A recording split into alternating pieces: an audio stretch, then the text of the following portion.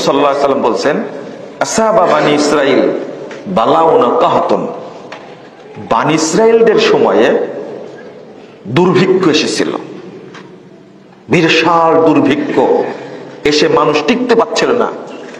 ফাখরাজু ইউজিজুন, তারা চিৎকার করতে করতে দৌড় দিয়ে গিয়ে উঠেছিল মসজিদে, মসজিদে আশ্রয় নিয়েছে বাঁচার জন্য।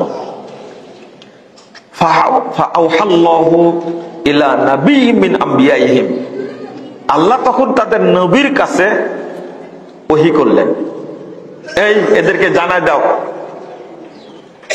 তাখরুজুনা ইলা সাইদ বিআবদানিন নাজিসা ওয়া বিয়াদিন তাসফিকুনা বিহাদ দিমা ওয়া মালাতুম বুতুনাকুম মিনাল হারাম।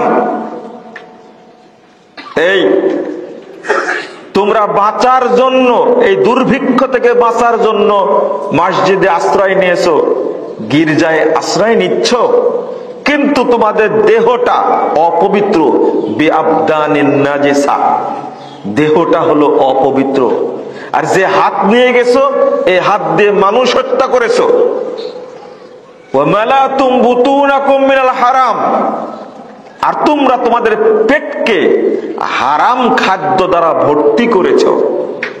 ফালান তাজদাদু ফাস্তাদা আলাইকুম গাযাবি, আল্লাহ বলছেন এখন তোমাদের উপরে আমার গজবটা আরো বেশি কঠিন হবে। ফালান তাজদাদু ইল্লা বুদা, আমার রহমত থেকে তোমরা এখন দূরেই সরতে থাকবে।